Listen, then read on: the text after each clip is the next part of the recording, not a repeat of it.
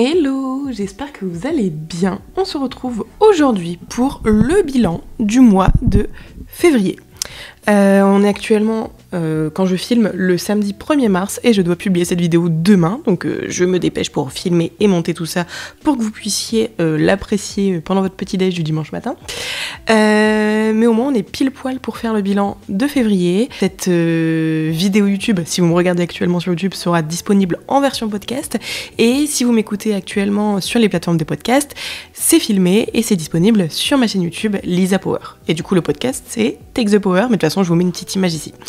Donc pour le coup là ce sera vraiment une vidéo face caméra, donc si vous préférez juste m'écouter et faire autre chose, vous pouvez parce que je vais juste blablater. Cette vidéo va être divisée en deux parties, la partie business et la partie wellness, parce que comme je le dis tout le temps sur mes réseaux, l'un ne va pas sans l'autre et selon moi c'est pas très utile de faire un bilan de comment en tout cas, même quand tu le fais pour toi-même, c'est pas très utile de faire un bilan sur comment mon business a été, le côté professionnel, combien j'ai gagné, etc. Si à côté, tu te poses pas la question de comment tu t'es senti, comment tu peux t'améliorer niveau perso, comment tu peux améliorer ta routine, comment tu peux faire pour te sentir mieux et, par conséquent, mieux réussir au niveau pro. Parce que pour moi, tu peux pas réussir sur le long terme au niveau professionnel sans faire attention à ta santé mentale et physique et juste ton bien-être. Donc voilà pourquoi je fais vraiment un bilan global business et wellness et que surtout dans la majorité de mes contenus, j'essaye vraiment de lier les deux parce que encore une fois, l'un ne va pas sans l'autre. Bref. On va passer directement au bilan, on va pas trop blablater, de toute façon je pense que cette vidéo va être assez courte, le mois de février était assez court donc forcément j'ai pas non plus énormément de choses à vous dire, mais voilà, j'ai pris des petites notes et je vais vous raconter quelques petites choses et surtout comment j'ai vécu ce mois. Je sais pas si ça se voit, mais je suis fatiguée. Là, après cette vidéo, je la mets sur mon logiciel de montage, je commence un petit peu, mais après je vais direct dehors et faire un peu une digital detox et juste me balader, passer un peu du temps avec mes copines parce que ce mois m'a fatiguée, mais, je suis toujours hyper motivée. Donc c'est là que tu vois que t'es au bon endroit, c'est quand t'es peut-être fatiguée parce que t'as beaucoup travaillé, mais que t'es toujours autant motivée, que t'es pas en mode fatiguée et en mode... je dis trop en mode... Je vais pas supprimer ça parce que je monte presque pas mes épisodes de podcast, mais je vais faire attention à la manière dont je parle. Mais tu vois, quand tu te sens fatigué et qu'en plus tu perds la motivation, c'est qu'il y a un truc qui va pas. Là, je suis fatiguée, mais je suis toujours autant motivée. Bref, du coup, si vous avez l'impression que je suis chaos technique, c'est le cas. Mais je suis contente de vous retrouver quand même dans cette vidéo, dans cet épisode de podcast. On va commencer par la partie business. Qu'est-ce qu'il s'est passé ce mois-ci au niveau professionnel ? La chose à laquelle je pense directement, c'est ma chaîne YouTube, dont je suis très fière. Bon, alors attention, hein, là, au moment où je filme, j'ai même pas encore les 1000 abonnés. Peut-être que quand je publierai, j'aurai les 1000 parce que ça augmente petit à petit. Mais je suis assez fière de moi d'avoir réussi à sortir déjà 6 vidéos, 5 vidéos au mois de février. C'est quand même beaucoup. En plus, il y a des vidéos quand même assez travaillées qui me demandent des heures et des heures de travail. Donc, je suis assez contente à ce niveau-là d'avoir tenu le rythme et surtout en fait, juste de m'être lancée. Parce qu'en gros, j'ai publié ma vidéo le 25 janvier, donc c'est presque comme si c'était en février. Et je suis assez fière de m'être lancée parce que c'est un projet que j'avais en tête depuis un moment, mais je me sentais pas prête. Et là, je me sens complètement prête. J'ai plein d'idées de vidéos, plein d'idées de contenu, et franchement, c'est assez bien reçu. Alors, je sais que sur YouTube, ça met énormément de temps à évoluer, que... pour avoir beaucoup d'abonnés, ça peut mettre beaucoup de temps. Pour avoir des vues, ça met beaucoup de temps. Mais franchement, déjà, le peu de stats que j'ai, je suis assez contente. Ça prend bien, je sens qu'il y a un truc à faire et que si je suis régulière sur l'année, ça peut vraiment m'amener là où j'ai envie d'être. Donc, je suis assez fière de moi. Et j'aimerais d'ailleurs avoir votre avis sur ma chaîne YouTube, sur les vidéos que j'ai déjà postées. J'ai essayé de faire un mixte entre des vidéos où je parle un peu face caméra comme ça, des vidéos un peu plus informatives, un vlog. Qu'est-ce que vous préférez et qu'est-ce que vous aimeriez voir aussi dans les prochaines vidéos ? Ça m'intéresse, mais en tout cas, ouais, je suis très fière de cette partie-là et je sens qu'il y a un truc, il y a une carte à jouer et du coup ça, pour le coup, même si ça demande beaucoup de travail, par exemple certaines vidéos, ça peut me demander 7-8 heures de travail, sans compter le tournage avant ça, et tous les à côté, faire la cover de la miniature YouTube, poster également certains épisodes en podcast, etc. Ça demande énormément de temps, mais même si à la fin je suis exténuée, je suis toujours aussi contente de le faire, donc il y a un truc à faire. Évidemment, j'ai pas oublié le reste de mes plateformes. Plateforme de podcast, pareil, très contente parce que j'ai enfin, en février, repris les épisodes interview. Et je sais pas pourquoi en fait j'avais arrêté, je pense que c'est plus par manque de temps et peut-être un peu de motivation, mais pourtant j'adore enregistrer des épisodes interview avec des filles inspirantes. Du coup, oui, moi ma DA sur mon podcast c'est d'interviewer des femmes inspirantes, de parler un peu de leur parcours pro, etc. Et puis d'après divaguer sur n'importe quel sujet. Juste une discussion un peu entre copines que vous pouvez écouter. Et c'est des épisodes d'au moins 1 heure jusqu'à 1h30, 1h40. J'ai vraiment envie qu'on rentre dans les détails et d'apprendre à connaître les gens. Et du coup, ce mois-ci, j'ai repris ces épisodes, donc 1 par semaine. Donc pour l'instant, j'en ai publié que 2, donc j'ai repris mi-février. Et j'ai déjà enregistré les 2 prochains épisodes, donc normalement, si tout se passe bien, je vais garder le rythme d'un épisode interview par semaine, et ça, je suis trop contente parce que, alors d'un côté, c'est hyper intéressant, ça me permet déjà d'alimenter une nouvelle plateforme, de vous présenter des femmes que je suis, que j'admire et que j'ai envie que vous appreniez à connaître, mais d'un autre côté aussi, même moi personnellement, ça me permet aussi d'aller à la rencontre de ces femmes, juste de manière personnelle, de rencontrer des nouvelles personnes, d'élargir mon réseau, et j'adore. En fait, dès que je ressors d'un enregistrement de podcast avec une fille, j'en ressors hyper stimulée, motivée.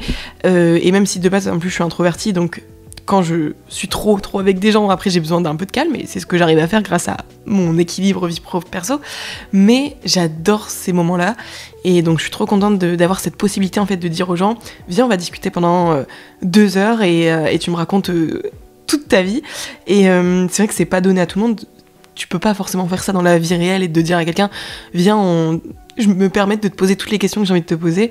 Et c'est pour ça que je suis assez contente d'avoir cette plateforme de podcast pour pouvoir faire ça. Donc pour le podcast, d'un côté, il y a ces épisodes d'interview, trop contente d'avoir repris, et de l'autre, les épisodes plus en solo. Notamment du coup des épisodes que je filme en vidéo YouTube, c'est souvent posté le dimanche, donc c'est par exemple des bilans du mois, ou si j'aborde un sujet, par exemple comment j'organise ma semaine, c'est des épisodes plus en one-to-one, vous et moi, où on discute de certains sujets, et pareil, ça je suis assez contente, ça me permet d'être très régulière sur le podcast, 2 épisodes par semaine, mais c'est faisable, parce que un des épisodes c'est un épisode filmé, donc en fait à la fois je filme une vidéo YouTube, et ensuite je prends le son et je le mets en podcast, ça me demande pas beaucoup plus de travail, et ça me permet d'être disponible sur plusieurs plateformes, et surtout de m'adapter aussi aux besoins de chacun. Je sais que certains vont vouloir plutôt des épisodes de podcast pour les écouter pendant une balade, et d'autres vont vouloir une vidéo YouTube pour allumer la télé pendant qu'ils font la vaisselle, je sais pas.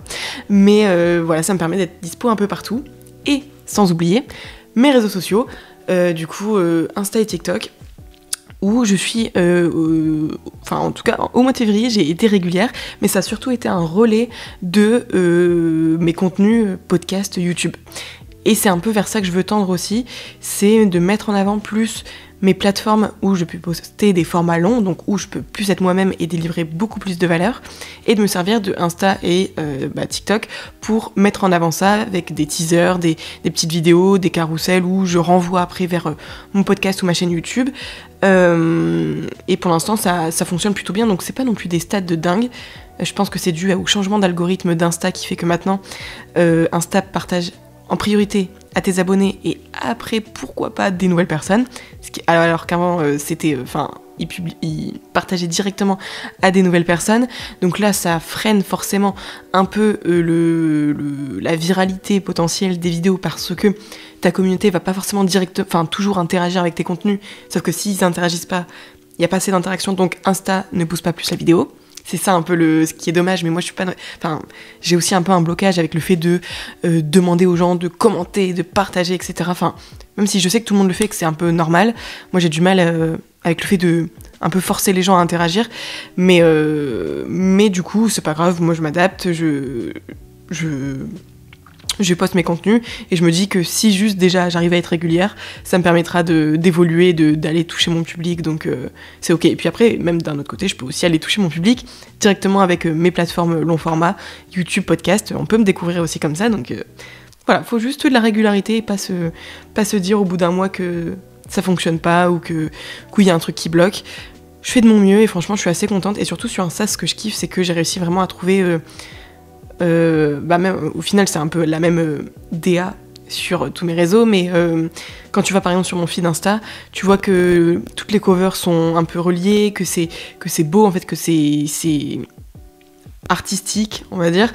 Ouais, j'aime bien, je trouve que ça donne envie, c'est assez pro, et il faut juste que je continue et voir au fur et à mesure des mois ce que ça donne, mais je pense que je suis sur la bonne voie, en tout cas à ce niveau-là. Faut juste que, un des trucs que j'aimerais faire un peu plus sur les prochains mois, c'est par rapport à TikTok par exemple, faire beaucoup plus de contenu un peu spontané, pas travailler. Moi j'ai du mal en fait avec les contenus spontanés et pas travaillés, parce que j'adore publier des contenus de très bonne qualité, des beaux contenus, mais je sais que sur TikTok, tu peux être un peu plus toi-même et poster en mode balai, que tu te filmes, tu postes et sans trop te poser de questions, ce que je faisais beaucoup avant, ce que je fais beaucoup moins maintenant. Et pourtant, je sais que ça peut rapporter une certaine visibilité quand t'es un peu toi-même, que t'abordes des sujets comme ça qui te passent par la tête. Et donc, faut que j'essaye d'un peu plus me lâcher sur TikTok, mais sur Insta, je vais essayer quand même de garder cette régularité professionnelle, on va dire. Qu'est-ce que j'ai d'autre à vous raconter au niveau professionnel ? Parce que je fais pas que les réseaux, je vis pas grâce aux réseaux, donc... une autre chose, c'est Woomies, l'application de rencontre de copines dont je vous ai parlé sur mes réseaux, qui est en construction. Donc pour celles et ceux qui ne savent pas, je me suis associée à une équipe pour créer une application de rencontre de copines qui va s'appeler Woomies. Et en gros, je suis pas à l'origine du projet, c'est Séverine qui est à l'origine du projet, qui a monté son équipe et qui m'a proposé de me joindre au projet en tant qu'associée, donc cofondatrice.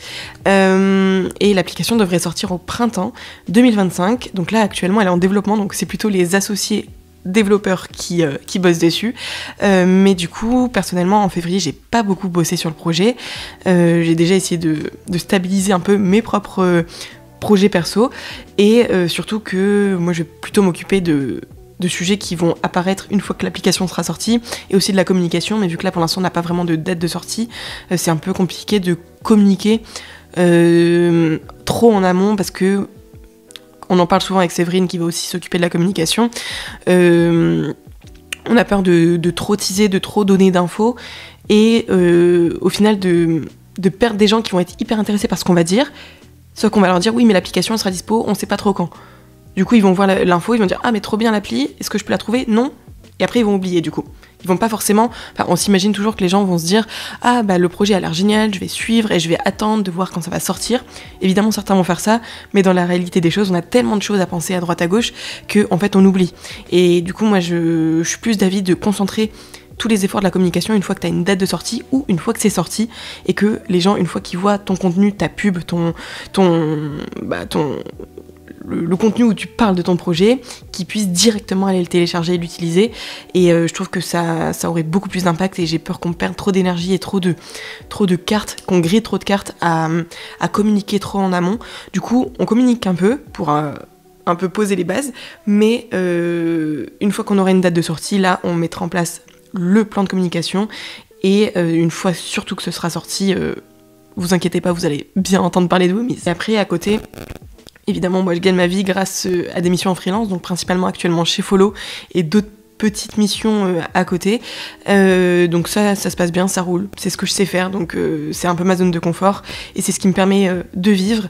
Mais d'un autre côté aussi, ça je pense que j'en parlerai plus dans la partie wellness, mais je me suis rendu compte que ça m'a apporté quand même beaucoup de stress en fin de mois pour des trucs tout bêtes. Genre, je sais pas si... Enfin, en tout cas pour celles et ceux qui bossent un peu dans la com ou dans le monde de l'influence, ou sûrement peut-être dans d'autres domaines ça peut arriver, mais par exemple c'est des trucs tout cons des créateurs de contenu à qui on a confié une collaboration, donc ils doivent réaliser leur contenu. Eh bien, ils ne livrent pas leur contenu à temps, ça prend du retard, tu dois les relancer jour après jour. Après, ils livrent, mais c'est pas qualitatif, donc il faut leur demander de refaire le contenu. Et en fait, c'est des trucs tout cons, parce qu'en fait, enfin, je suis désolée, moi, mon cœur de métier, enfin, mes connaissances, etc., elles sont pas dans le fait de relancer les gens et de délivrer une pièce jointe à un client et de faire cette passation. Non, c'est pas là que réside ma créativité et mon intelligence, on va dire. Mais pourtant, je perds beaucoup de temps là-dedans. Et surtout, c'est ça qui m'apporte du stress, parce qu'en fait, c'est tout con. Oui, on pourrait se dire, ça va, le créateur, il a pas livré sa vidéo, il est un peu en retard, il y a 2 jours de retard, c'est pas très grave, il y a pas mort d'homme, on sauve pas des vies.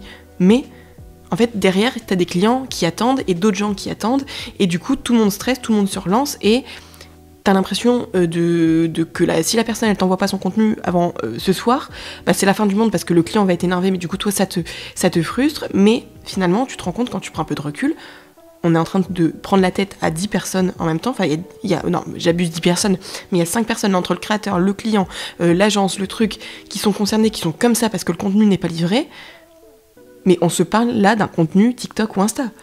C'est-à-dire qu'on sauve vraiment, mais vraiment pas des vies, et que si on a un peu de retard, oui c'est chiant parce que, ok, il y a des campagnes médias, etc., mais d'un autre côté, encore une fois, on reprend du recul, il n'y a rien de grave.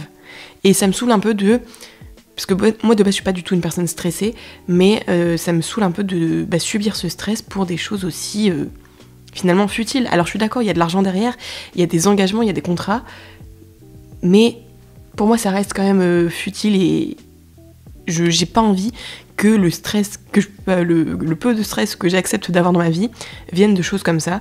Donc ça c'est un truc que j'ai envie de travailler dans les prochains mois et surtout de me détacher peut-être petit à petit de choses comme ça parce que c'est pas possible en fait. C'est pas possible de se stresser ou de se fatiguer pour ça. Je préfère me fatiguer pour la sortie la création de mon entreprise Woomies plutôt que pour un créateur qui a décidé qu'il était trop fatigué pour filmer sa vidéo et que du coup il la livre pas. Ça me permet aussi de faire la transition vers le côté wellness de cette vidéo. Donc voilà, transition, on passe à la partie wellness du bilan. Donc comme je vous l'ai dit en début de vidéo, très motivée ce mois de février, vu que j'avais le lancement de la chaîne YouTube, que j'avais la vision d'où je voulais aller, plein d'idées.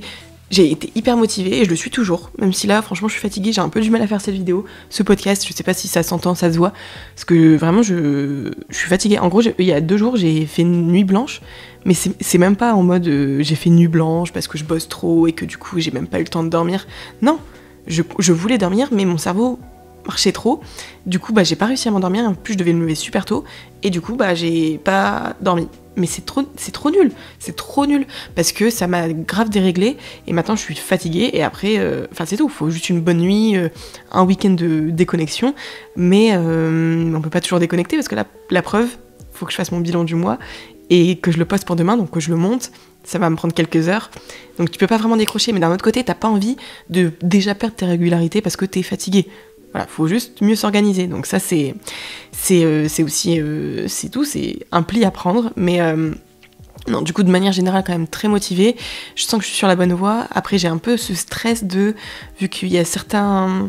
Enfin, en fait, j'ai un peu ce stress financier, pour tout vous dire, parce que je vais incessamment sous peu arrêter une activité qui me rapporte beaucoup d'argent. En tout cas, qui me permet de vivre au quotidien, pour donner toute mon énergie à d'autres projets plus perso qui me permettraient après moi-même d'évoluer perso et professionnellement, mais sans travailler pour quelqu'un d'autre. Donc en gros, plutôt d'arrêter la freelance pour me concentrer sur mes propres projets, les pousser assez haut pour après vivre de mes projets et pas de mission freelance. Donc je prends ce risque incessamment sous peu, et ça me fait un peu un stress financier de me dire que un peu du jour au lendemain je vais finalement plus avoir de revenus fixes. J'ai quand même quelques roues de secours qui a priori vont me rapporter de l'argent, mais ça sera pas fixe, du coup c'est un stress en plus, mais je me dis que si je le fais pas, je risque de pas avoir assez de temps ou d'énergie pour être à fond sur les projets qui me tiennent le plus à cœur. Donc chaîne YouTube, podcast, donc plutôt mes plateformes. Du côté personal branding, je souhaite pas être influenceuse en plein temps, mais plutôt créer des plateformes qui me permettent après de générer des opportunités et potentiellement un peu d'argent, mais voilà, surtout des opportunités. Et Woomies, quand ça va sortir, j'ai envie d'être à fond pour que ça pète et que ça devienne mon job à plein temps finalement. Donc j'ai un peu ce stress qui commence à arriver, mais après d'un autre côté j'ai aussi de côté. Le but c'est pas d'aller prendre dans mes réserves, mais je vais pas me retrouver à la rue, et voilà, c'est pas non plus la fin du monde, mais ça m'apporte un petit stress, mais d'un autre côté, ça me motive aussi à me dire, meuf, c'est bientôt la fin de la stabilité financière, donc donne-toi à fond. Quand t'es fatigué, filme quand même tes vidéos YouTube, parce que c'est la régularité, c'est le travail qui va payer, et pour le coup, je me force pas du tout. Là, je me force pas, mais c'est vrai que si j'avais encore en tête cette stabilité, à me dire, oui, bon, dans tous les cas, tous les mois, tu gagnes cette somme-là. Au pire, si tu postes pas sur YouTube et que tu perces pas tout de suite, c'est pas très grave. Là maintenant, j'ai plus le choix en fait. J'ai plus trop le choix. Et c'est ça aussi que je voulais provoquer en moi, c'est de plus avoir le choix, de me dire, dans tous les cas, t'es stable financièrement, t'as ce truc qui te rapporte de l'argent un peu tout le temps. Donc si t'as pas envie de te donner à fond sur tes propres projets, c'est pas grave parce que dans tous les cas, t'es stable. Maintenant, je le suis plus. Donc je suis obligée d'être à fond sur mes propres projets. Et c'est bien. C'est ça en fait qui va me booster. En fait, il fallait que je me sorte de ma zone de confort. Si je reste dans ma zone de confort, je me repose trop sur mes acquis. Et là, je sentais que je me reposais trop sur mes acquis. Donc je me sors de cette zone de confort et j'espère que ça va payer. Mais normalement, quand on bosse, ça finit toujours par arriver. Et je vais bosser. Je vais bosser pour. Au niveau de l'équilibre pro-perso, par contre, moi, ça reste vraiment une priorité. Je sais qu'en fait, si je me dis, ok, maintenant, tu bosses non-stop et tout, allez, tu te donnes 6 mois, tu t'arrêtes pas, ça va pas le faire. Il faut quand même que je garde cette partie d'équilibre, enfin, un équilibre, dans tous les cas, à prendre du temps pour moi, des moments off, des demi-journées ou des journées off, du sport, voir mes potes, prendre du temps pour moi, regarder une série tout un après-midi au lieu de bosser. Faut que je garde ce truc-là, et ça, il y a aucun souci avec ça. De toute façon, moi, dans tous les cas, je suis plus du genre à prendre un créneau et bosser à fond pendant ce créneau-là, pour être tranquille après, plutôt que de bosser de 9h à 18h, un peu toute la journée. Enfin, en fait, au final, souvent, je dis ça, mais je bosse genre de 20h à 2h du mat, donc ça revient un peu au même, c'est juste que, vu que c'est le soir, on a l'impression que ça fait pas partie des heures de travail, alors que ça fait complètement partie des heures de travail, mais voilà, j'arrive un peu à trouver cet équilibre, parce que je me connais, si je suis trop à fond, et que je mets de côté les petits plaisirs de la vie, le temps pour moi, le sport, le chill, l'ennui, même l'ennui, oui, je vais pas tenir sur le long terme, et c'est là que tu te crames et que du coup t'es plus du tout régulier ou régulière, donc ça je fais attention, et j'essaie vraiment de garder ça. De toute façon, moi je l'ai toujours dit, la vie pro passe avant la vie... Non, justement, la vie perso passe avant ma vie pro. Je refuse jamais une sortie, un anniv, une soirée, un moment avec des potes pour bosser. J'adapte plutôt le travail autour de ma vie perso, parce que c'est trop important pour moi, je veux pas passer à côté de souvenirs. Alors oui, si tu te donnes à fond et que tu te coupes de tout le monde pendant 1 an et que tu fais que bosser, oui, tu peux devenir riche et successful, mais moi j'ai plus tendance à penser que faut aussi vivre le moment présent avec ses proches, et pas tout miser sur le travail pour plus tard vivre une vie sympa, parce que personne te dit que plus tard tu vas la vivre cette vie sympa. Tu sais pas ce qui peut arriver dans la vie, tu sais pas ce qui peut arriver à tes proches ou dans le monde, donc juste pour moi faut juste faire un peu des deux en même temps et pas se priver pour devenir riche et ensuite profiter quand j'aurai 30 ans, je serai libre. Mais qui te dit que tu vas vivre jusqu'à 30 ans? Personne.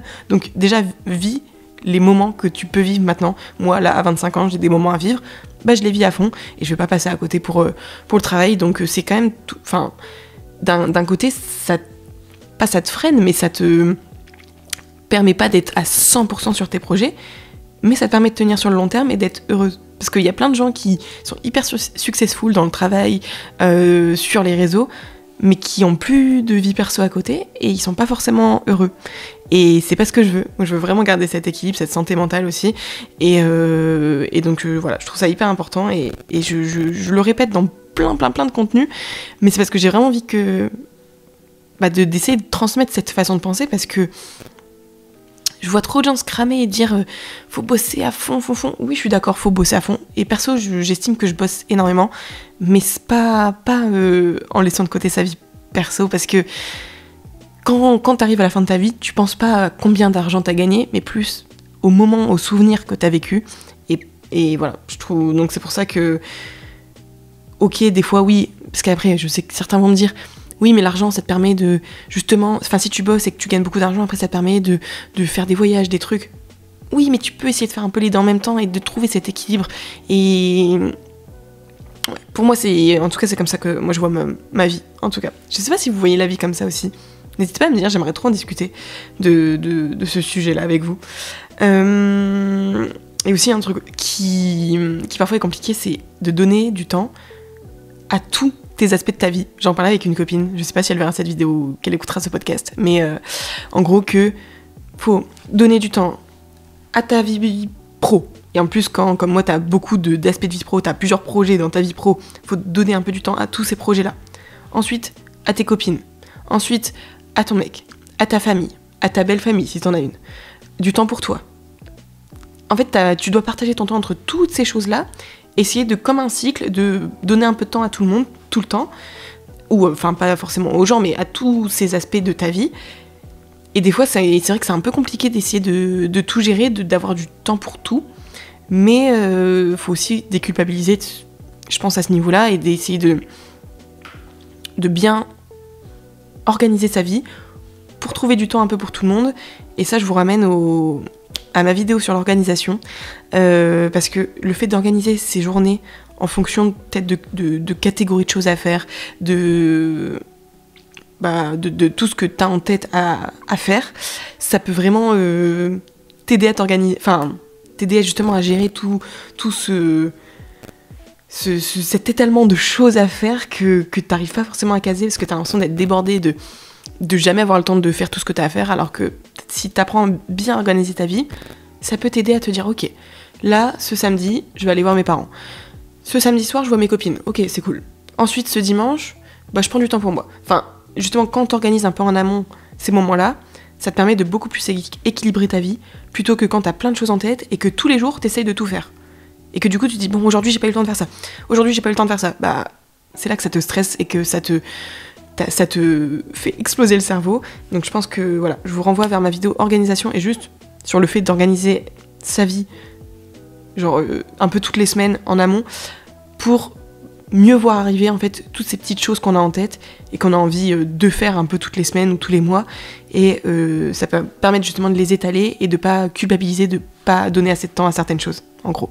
Juste, dernier point au niveau wellness, parce que du coup je pense que j'ai déjà assez parlé, je pensais pas que je parlerais autant, ça fait déjà 27 minutes, mais au niveau wellness, donc ça a été, voilà, j'étais motivée, un peu fatiguée, mais toujours à fond. Mais par contre un truc que j'ai pas fait, c'est me décrocher des écrans.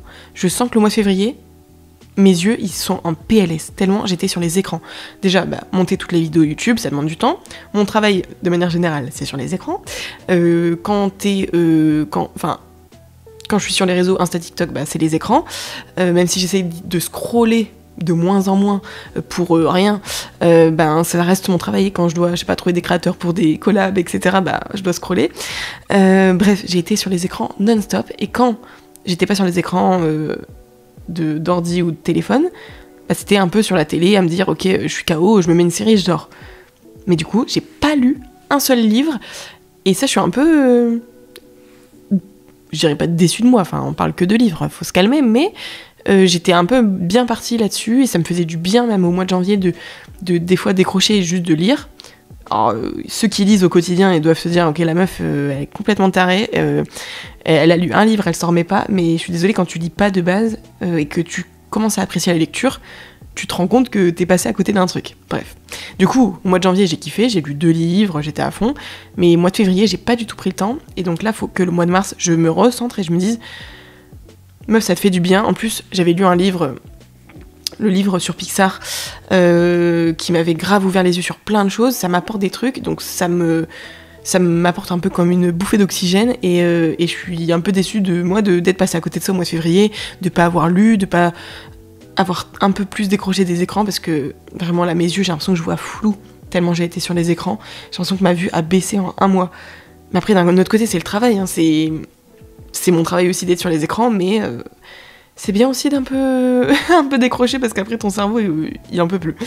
Mais du coup voilà, mois de mars faut que je sois plus focus sur le fait de lire, parce que en fait ça me fait du bien, donc pourquoi ne pas le faire. Et voilà, ce bilan du mois de février est terminé, côté business wellness. N'hésitez pas, vous, à me parler de votre bilan du mois, ça m'intéresse, j'aimerais trop savoir comment vous l'avez vécu par rapport au mois de janvier, et aussi quels sont vos objectifs pour le mois de mars. Donc moi, mois de mars, c'est de continuer à être régulière sur le podcast et ma chaîne YouTube, tout en faisant le relais de tout ça sur mes réseaux et continuer du coup à être active sur mes réseaux, de commencer un peu le développement du plan de com, la stratégie de lancement de Woomies qui devrait voir le jour dans les 2-3 prochains mois. Donc ça aussi j'ai hâte. Bon, après au niveau freelance, j'ai pas spécialement d'objectifs pour le coup, là c'est vraiment plus mes objectifs de projets perso que j'ai envie de développer, et sinon du côté wellness, continuer à prendre du temps pour moi, voire un petit peu plus, là même, je l'ai pas dit mais j'ai mis un peu de côté la salle, j'ai fait du sport, entre tennis et pilates, mais par exemple juste le cardio à la salle, se défouler, je l'ai pas trop fait. Bon après j'ai aussi beaucoup marché, ça compense, mais voilà, continuer vraiment à garder ce rythme là de sport et autre chose que les réseaux et que le travail, et lire un peu plus, mais sinon je pense que j'étais déjà sur la bonne voie, donc juste continuer comme je le faisais. Et voilà, j'espère que cette vidéo vous a plu, que ce podcast vous a plu, je sais pas où vous l'avez regardé, d'ailleurs dites-moi, vous préférez quoi, vidéo ou podcast? Vous êtes plus quel team vous? Moi je pense que ça dépend en fait. Quand t'es dehors, c'est plus podcast. Quand t'es chez toi, c'est vidéo. On se retrouve mercredi pour une nouvelle vidéo. Et je vous dis à très vite. Et n'oubliez pas de vous abonner, de liker, de commenter. Ça m'aidera à faire éclore tous ces projets pro. Donc voilà, n'hésitez pas à me soutenir à votre façon. Je vous fais de gros bisous et à très vite.